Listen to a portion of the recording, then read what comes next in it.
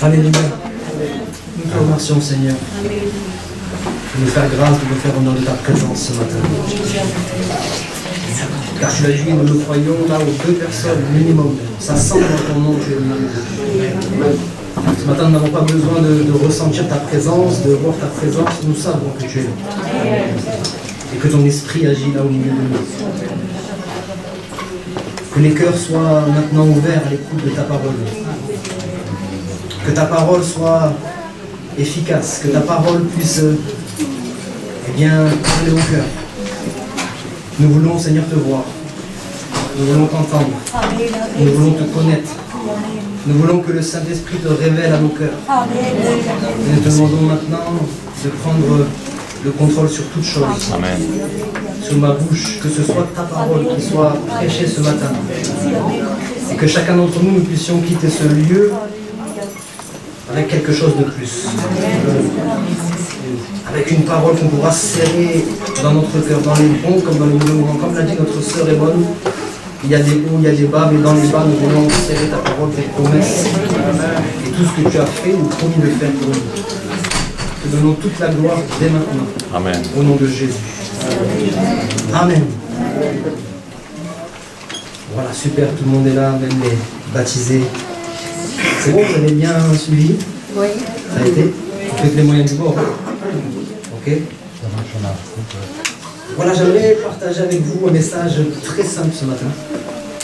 Un message très simple que je voudrais partager à chacun d'entre vous individuellement. Et le message est celui-ci: tu as de la valeur aux yeux de Dieu. Amen. Tu as de la valeur aux yeux de Dieu. Ce message, il est pour quiconque m'écoute ce matin. Quel que soit ton nom, quel que soit ton âge, on ne peut pas être trop jeune pour avoir de la valeur aux yeux de Dieu.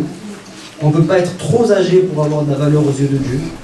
Quelles que soient tes origines, il n'y a pas un peuple qui a moins de valeur qu'un autre. Quelle que soit la situation dans laquelle tu vis, quel que soit ton péché, quelles que soient tes erreurs, quels que soient tes échecs, tu as de la valeur aux yeux de Dieu. Et je ne veux cesser de répéter ça ce matin, et en espérant que ce sera plus que des paroles, que tu vas vraiment le réaliser ce matin. Tu as de la valeur aux yeux de Dieu. Si vous me le permettez, je voudrais lire un court verset dans la parole de Dieu, justement la Bible. Et on trouve dans Deutéronome chapitre 32, versets 10 et 11. Ne vous inquiétez pas, si vous n'avez pas la Bible, ça va être affiché sur le mur pour que vous puissiez suivre avec moi. Simplement 2 versets pour vous montrer cette réalité. Deutéronome chapitre 32, versets 10 et 11. Il l'a trouvé dans une contrée déserte, dans une solitude aux effroyables hurlements. Il l'a entouré, il en a pris soin, il l'a gardé comme la prunelle de son œil. Pareil à l'aigle qui éveille sa couvée, voltige sur ses petits, déploie ses ailes, les prend, les porte sur ses plumes. Ce même texte dans une autre traduction, parce que vous savez qu'il y a différentes traductions dans la Bible, donc c'est le même message mais traduit différemment. Dans la traduction Parole de vie, ça va peut-être vous parler un peu plus. Regardez ce qu'il est dit. Il est dit le Seigneur. Donc déjà, on sait maintenant qui c'est. Le Seigneur trouve qui? Son peuple. Le peuple qui s'est racheté. Et son peuple, ça peut être n'importe qui ici ce matin. Le Seigneur trouve son peuple dans le désert, au milieu des cris de chacal. Il prend soin de lui, il l'instruit, il veille sur lui comme sur son trésor le plus précieux. Combien ça a de la valeur? Comme sur son trésor le plus précieux. Comme l'aigle qui encourage ses petits à voler, il plane au-dessus de son nid, il s'étend largement pour les recueillir et les porter sur ses ailes. Ce texte, il illustre bien l'amour que Dieu peut avoir pour nous. Et laissez-moi vous dire que la Bible est un livre dans lequel il y a des dizaines et des dizaines et des dizaines de déclarations d'amour de Dieu pour l'homme. Je pourrais vous citer Jérémie chapitre 31 verset 3. Certains connaissent ce verset où Dieu dit « Je t'aime d'un amour éternel ». Ça veut dire que mon commencement, mon amour pour toi n'a pas eu de commencement. Je n'ai pas attendu que tu deviennes une personne meilleure. Je n'ai pas attendu que tu demandes pardon. Je n'ai pas attendu que tu m'aimes. Je t'aime d'un amour éternel. Il n'a pas de commencement et il n'a pas de fin. C'est-à-dire, quoi que tu fasses, tu peux partir à des milliers de kilomètres, tu peux déménager, tu peux faire ce que tu veux, tu peux t'enfoncer au plus bas dans le péché. Je crois qu'on a un Jonas ici, c'est ça. On a l'exemple de Jonas qui part loin, qui est englouti dans le ventre d'un poisson, etc. Tu peux faire tout ce que tu veux. Mon amour pour toi, il est éternel. C'est pourquoi je te conserve ma bonté. Et puis Jean 3,16 qu'on connaît aussi si bien. Car Dieu a tant aimé le monde. Et dans le monde, il y a qui que ce soit ici.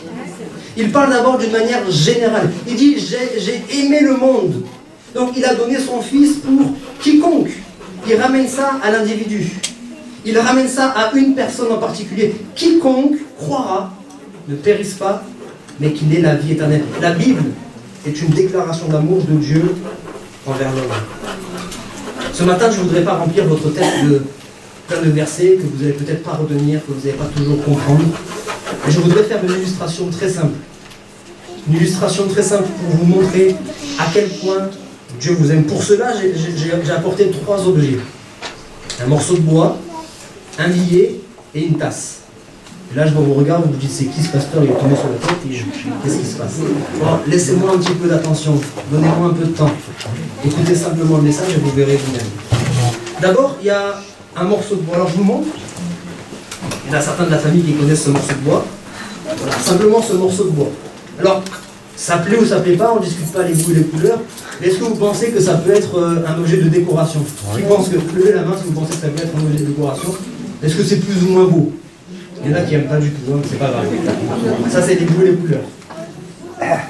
Ça, c'est un morceau de bois. Est-ce que quelqu'un, mis à part mon beau-père, il ne veut pas répondre, mais c'est pas une question piège, c'est juste pour savoir, est-ce que vous pourriez reconnaître comme ça, c'est quel bois? Il y en a peut-être qui sont spécialistes dans le bois. Non. C'est un peu compliqué. C'est du bois de buis. Ok? Alors, l'histoire de ce morceau de bois, je vais vous l'expliquer, et vous allez vous-même faire le parallèle avec votre vie. Parce que je ne vous ai pas ramené juste un bout de bois hein, pour vous montrer du bois. Hein. On est d'accord? Je veux faire une illustration. L'histoire de ce bout de bois, en fait, c'est mon beau-père qui me l'a donné. On était dans un week-end à la maison de campagne, et il m'a donné ce bout de bois. Ce bout de bois venait du buis. Donc, je vous l'ai dit, le buis, c'est un arbuste. Et le buis avait certaines branches qui étaient malades. Cette branche-là était carrément morte. Ok, j'ai oublié d'envoyer la photo, et vous avez déjà vu une branche de bois morte, hein. Donc il y a l'écorce, etc., etc. C'est pas forcément très beau.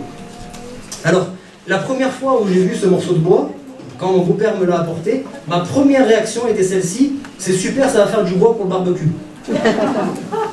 Bon, c'était simple, au lieu de monter, d'aller couper du bois, etc., etc., ou aller en acheter, on a du bois pour le barbecue, tout simplement. Heureusement que mon beau-père, il connaissait un petit peu plus.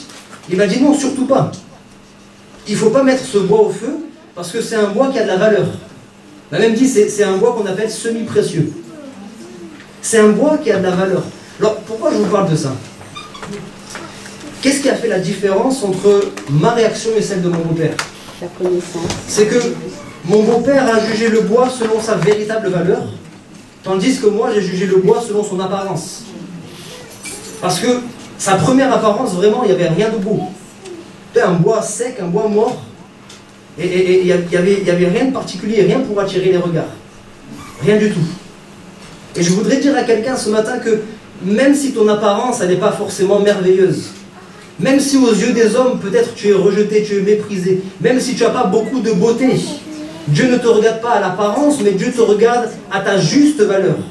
Et c'est pour ça que j'ai dit et que je veux répéter ce matin que tu as de la valeur aux yeux de Dieu. Amen. Si ça avait été moi, vous auriez été jeté au feu. Mais heureusement, c'est le Seigneur.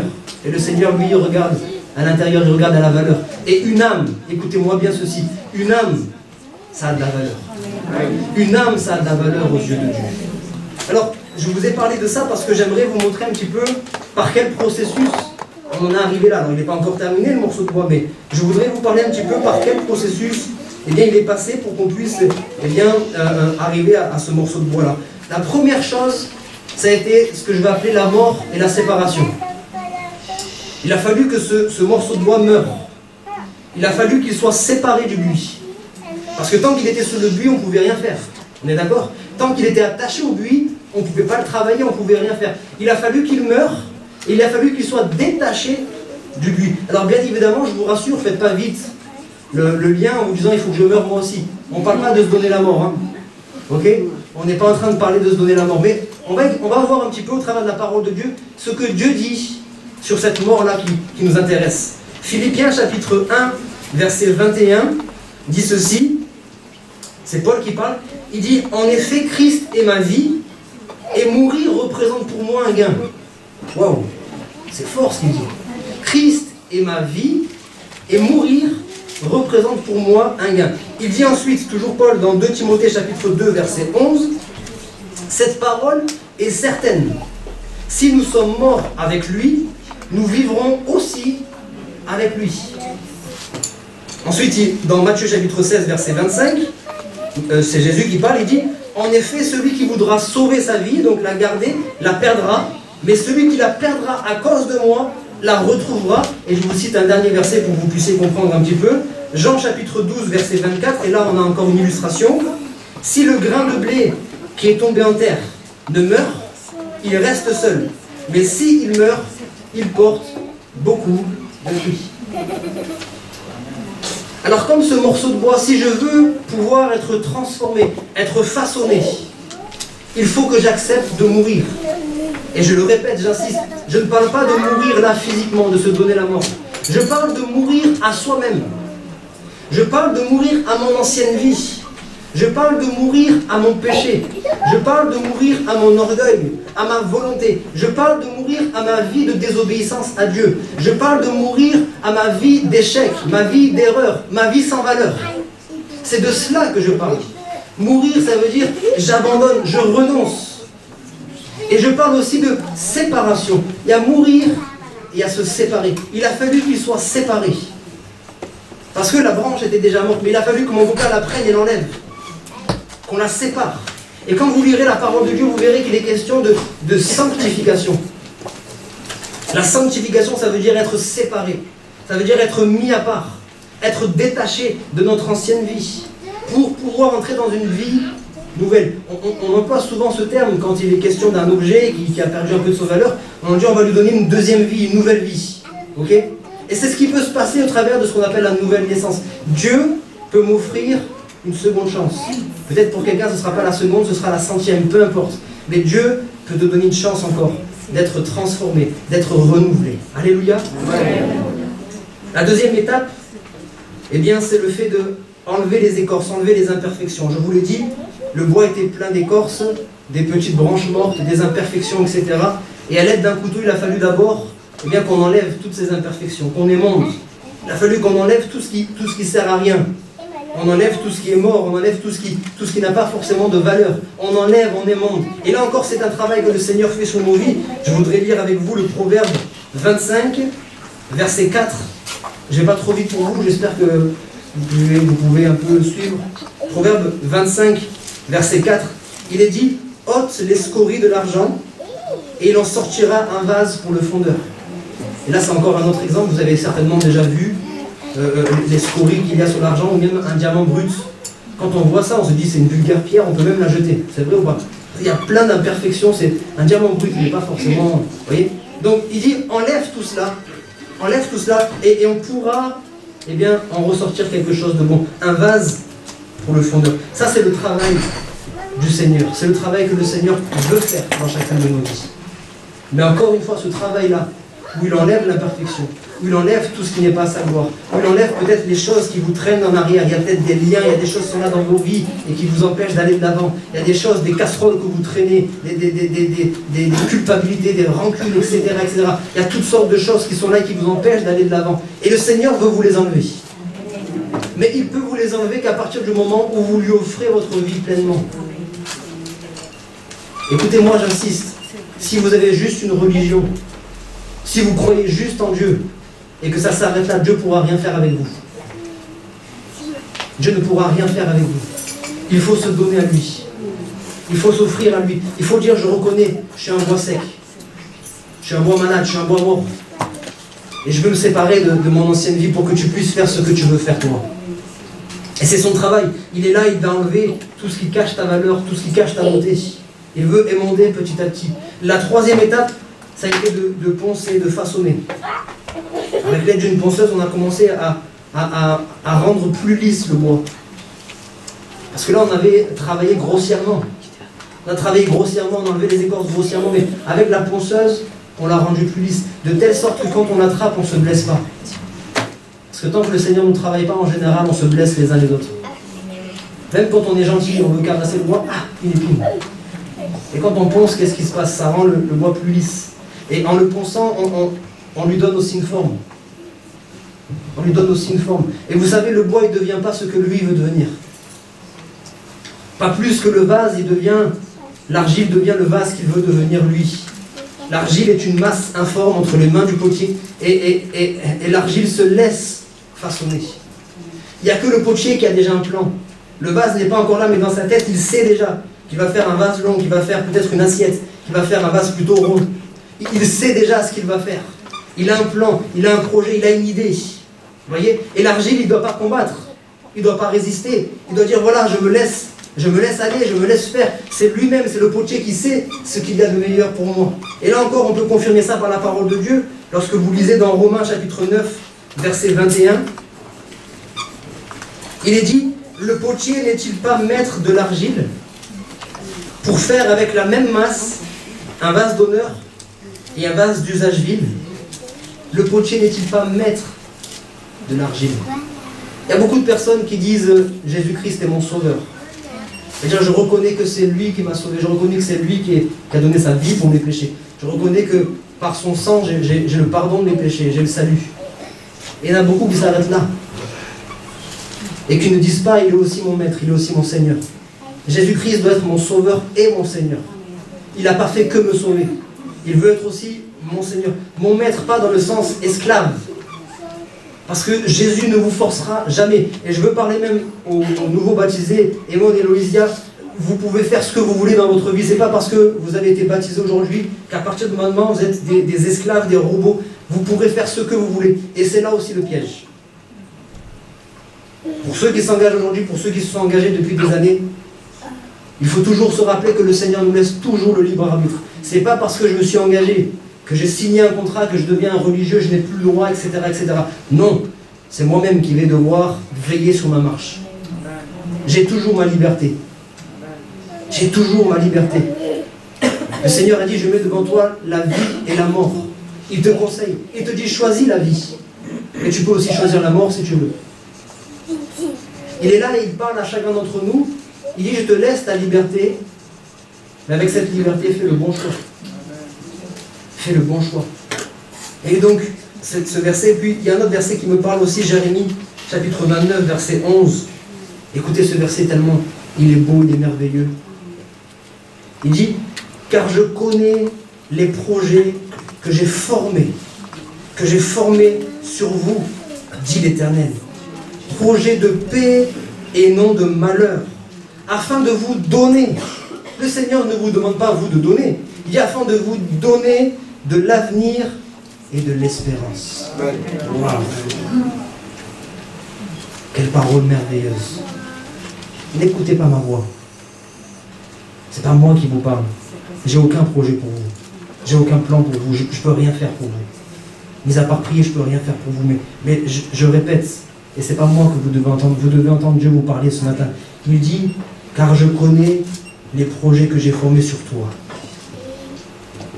Des projets de paix et non de malheur, afin de te donner de l'avenir et de l'espérance. Je rajoute moi, parce que tu as de la valeur à mes yeux. Parce que tu as de la valeur à mes yeux. Peut-être que tout de suite là, tu as un morceau de bois sec, avec plein d'écorce. Peut-être que tout de suite tu es juste une masse d'argile informe. Mais moi j'ai des projets, je sais déjà ce que je veux faire de ta vie. Je sais déjà que je suis capable de faire ressortir ta vraie valeur, de faire ressortir ta vraie beauté. Je suis capable de faire quelque chose. Parce que je n'ai pas attendu que tu sois là ce matin. J'ai pas attendu que tu sois là ce matin, j'ai pas attendu que tu entendes le message de l'évangile. Je t'ai toujours aimé. Et tu n'es pas là par hasard. Tu es là parce que Dieu a voulu que tu sois là. Tu es là parce qu'il t'a attiré dans ce lieu. Tu es là parce qu'il veut que enfin tu puisses laisser ta vie passer, ta vie de désordre, ta vie d'échec, ta vie peut-être sans valeur, pour que tu puisses vraiment, et bien maintenant, entrer dans une nouvelle vie. C'est ce que le Seigneur veut te dire ce matin. Ensuite, il a été question de la teinte et le vernis. Ça, c'est la dernière étape. La teinte et le vernis. La teinte, ça permet de faire ressortir la qualité, la valeur, la beauté d'un bois. La teinte, ça va permettre de faire ressortir ce qu'on appelle les veines. Vous voyez? Parce qu'au début, on ne voit rien de tout ça. On met une teinte et puis ça fait ressortir les veines. C'est ce qui montre bien un peu la beauté du bois. Le vernis, lui, il va permettre de rendre plus brillant, plus lumineux. C'est plus agréable à la vue, je dirais même que c'est plus agréable au toucher. C'est beaucoup plus doux. Et ça, c'est encore l'action du Saint-Esprit en nous. Parce que vous savez que le Saint-Esprit, l'onction d'Esprit particulièrement, est symbolisée par l'huile. L'huile du Saint-Esprit, lorsqu'elle coule sur nous, elle fait ressortir les qualités de Dieu. Elle fait ressortir notre vraie valeur. L'huile du Saint-Esprit, lorsqu'elle coule sur nous, elle nous rend beaucoup plus lumineux. Il fait de nous le sel et la lumière. Il y a la lumière qui est là, et quand l'huile est là, la lumière de Dieu resplendit sur nous, au travers de nous. La lumière, lui, sur nous. Alléluia. Et tout ça, c'est ce que le Seigneur veut et peut faire avec chacune de nos vies. On peut partir d'un bois sec et terminer, bon, c'est vrai, il n'est pas encore très connu. Ça vient d'un artiste qui n'est pas encore trop connu, et il commence à être connu, il s'appelle Kevin Dietrich. Voilà, bon, vous voyez, avec quelqu'un qui n'est pas du tout du métier, oh, c'est quand même mieux qu'un morceau de bois sec, quand même. Pour ceux qui n'ont pas levé la main, s'il vous plaît. Si c'est pire, franchement, il faut que je le laisse là où c'est. Mais vous avez compris. La deuxième illustration que je veux vous donner, elle sera un peu plus rapide, mais je pense qu'elle vous parlera tout autant. Je vous ai dit que c'était un billet. Alors, j'ai déjà parlé de ça ici à l'Ariane, et avant de commencer, je veux toujours dire que pensez au message que je veux faire passer. Je n'ai pas de dédain, de mépris pour l'argent, au contraire. D'accord? Je ne veux pas vous choquer, je veux juste vous faire passer un message. Est-ce que vous pouvez me dire la valeur de ce billet? C'est pas une question piège, c'est un billet. 10 euros. Ça, c'est la valeur d'un billet. Du billet de 10 euros. Alors, et c'est une image que je veux vous donner. Imaginons si je prends ce billet et que je le froisse comme ça. Là, il me regarde avec. si je déplie à nouveau ce billet, que je vais chez le boulanger, quelle est la valeur de ce billet? 10 euros. Toujours 10 euros? Même si je l'ai froissé? Alors, si je le froisse, excusez-moi, et que je le jette à terre et que je le piétine. Oh, il faut le récupérer. Si je le reprends, que je le déplie. Le jeune, je te le donnerai après. C'est toujours 10 euros ou non? Oui. Si je le prends, j'ai pas de poubelle, mais que je le jette à la poubelle, et que quelqu'un en fouillant les poubelles ressort le billet, il est un peu sale, mais il le déplie, il va chez le boulanger, quelle est la valeur de ce billet? 10 euros. Et si je vais vraiment très loin, excusez-moi, et que je prends ce billet et que je le déchire? Si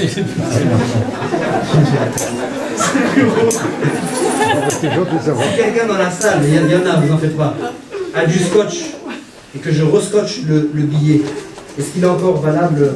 Oui. Oui. À la fin, une fois qu'il a été froissé, une fois qu'il a été jeté à terre, piétiné, une fois qu'il a été jeté à la poubelle et qu'il a été déchiré, s'il est recollé, réparé, restauré, quelle est la valeur de ce billet? 10 euros. Alors, après avoir rigolé un instant avec vous, j'aimerais vous dire quelque chose de très important. Quel que soit ce que les hommes, ce que l'ennemi de nos âmes, le diable, a pu faire de vos vies, peut-être qu'il y a des personnes dans ce lieu qui sont froissées. Ils ont entendu depuis leur petite enfance des paroles blessantes, des paroles rabaissantes, des paroles méprisantes. Et ils ont grandi comme ça, complètement froissés. Peut-être qu'il y a des personnes qui ont été jetées à terre, qui ont été piétinées. Il y a des personnes qu'on a comme jetées à la poubelle, on les a méprisées, on les a rejetées. Ils ne valent rien du tout aux yeux du monde. Il y a peut-être même des personnes dans ce lieu qui sont déchirées, sont venues dans ce lieu ce matin avec un cœur brisé. On cache derrière nos masques, on cache derrière quelques sourires, notre détresse, notre peine, notre douleur. Des personnes qui sont là pour X raisons, parce qu'ils ont été trahis, parce qu'ils ont été déçus, parce qu'ils ont connu le deuil, pour X raisons, qui ont le cœur complètement brisé en 1000 morceaux. Et pour reprendre votre déclaration, à la fin, après avoir été jeté, déchiré, brisé, etc., si ce pauvre billet, parce que vous savez qu'une âme c'est beaucoup de l'argent, si ce pauvre billet de 10 € a toujours la même valeur, ça veut dire qu'aux yeux de Dieu, vous avez toujours la même valeur. Quoi qu'il ait pu vous arriver dans votre vie, quoi que les hommes ont pu faire pour vous ou contre vous, vous avez la même valeur aux yeux de Dieu. Et le Seigneur ce matin, il veut justement vous réparer. Si je refuse de réparer ce billet et que je le laisse comme ça, il n'a aucune valeur. Si je refuse de le réparer, si je refuse de mettre du scotch, de le restaurer, de le réparer, il n'y a aucune valeur. Mais si j'accepte de mettre juste un peu de scotch, à nouveau il aura sa valeur. Le Seigneur, écoutez bien, parce qu'on est souvent un petit peu perdu dans nos raisonnements. Mais si le Seigneur est tout puissant, si le Seigneur est Dieu, si le Seigneur est si grand, il n'a qu'à faire ce qu'il a à faire, non. Malgré la toute puissance de Dieu, il y a quelque chose qui limite toujours Dieu. La chose qui limite toujours Dieu, je le répète, c'est notre libre arbitre. Notre libre arbitre, le fait de refuser son aide, le limite. Il a beau être tout puissant, il a beau être rempli d'amour pour nous. Et ça, vous pouvez le comprendre pour ceux qui sont parents. On voit nos enfants s'éloigner, on voit nos enfants faire des erreurs, on voit nos enfants prendre des chemins qui ne sont pas forcément les bons, et on les aime de tout notre cœur, et on a la capacité de leur empêcher. Et pas toujours de la bonne manière. Excusez-moi, mais on ne va pas les enfermer dans leur chambre toute leur vie. À un moment donné, on est obligé de leur laisser leur libre arbitre. Et des fois, quelques années plus tard, des fois, ils nous reprochent, mais et pourquoi tu m'as laissé faire, et pourquoi ci, pourquoi ça? Parce que je t'ai laissé ton libre arbitre, je t'ai toujours aimé. J'ai passé des heures et des heures à pleurer dans la chambre, pendant que tu faisais tes erreurs. Mais je t'ai laissé ton libre arbitre. Et Dieu aussi, je crois que Dieu pleure. Je crois que Dieu pleure quand il voit l'état de nos âmes, l'état de nos vies. Et il veut nous aider. Mais il peut nous aider qu'à partir du moment où on s'offre à lui. J'ai un troisième exemple. C'est Louisa, tu commences à te préparer. Troisième exemple qui sera très rapide. Et qui est simplement, en une phrase. Je crois que j'ai souvent parlé de cette tasse à l'église, vous la voyez enfin, certains. Cette tasse, c'est une tasse qu'on m'a offerte quand j'ai commencé à me convertir. Et sur cette tasse, bon, pour ceux qui sont au fond, vous ne pouvez pas forcément voir, c'est écrit « Dieu n'aime pas une version future de toi, il t'aime maintenant. » Dieu n'aime pas une version future de toi. J'ai dit tout à l'heure qu'il n'a même pas attendu que tu sois là ce matin. Et plaise à Dieu que ce matin, peut-être tu as envie de t'approcher de lui, peut-être que tu vas le faire. Dans un instant, au travers d'une prière, simplement, tu vas lui donner ton cœur, tu vas t'approcher de lui, tu vas lui demander pardon, tu vas lui dire je t'aime, je ne sais pas ce qui peut se passer dans chacune de vos vies. Peut-être que tu vas le faire, mais de toute manière, il t'aime déjà. Et je voudrais que vous tous qui êtes présents ce matin, même si vous décidez de continuer sur votre voie, même si vous décidez de continuer votre vie à votre manière, parce que vous avez justement votre libre arbitre, malgré tout cela, je veux que vous partiez au moins de ce lieu ce matin en sachant qu'il y a Dieu qui vous aime. Amen. En sachant que Dieu vous aime. Vous ne pourrez plus vivre de la même manière. Vous ne pourrez pas vous cacher derrière des excuses. De toute manière, Dieu existe, mais Dieu est méchant, Dieu est loin de mes affaires, Dieu est loin de mes problèmes, Dieu est ci, Dieu est ça, c'est Dieu qui me punit, c'est Dieu, c'est Dieu. Quand vous avez des problèmes, c'est Dieu qui vous punit. Dieu ne vous punit pas. Dieu vous laisse livrer à vous-même. Mais il y en a un autre, un adversaire qui est là pour lui vous détruire. Et Dieu ne peut pas vous protéger parce que vous avez décidé de vous mettre en dehors de sa protection. On a lu tout à l'heure comme un aigle qui vient et qui protège ces petits aigles. Mais si les petits aigles décident de s'éloigner du nid, si les petits aigles décident de ne pas être sous la protection de l'aigle, obligatoirement un jour ou l'autre il leur arrivera un problème. Alors Dieu vous aime, que vous soyez comme ce morceau de bois, que vous soyez comme ce billet, peu importe, Dieu vous aime.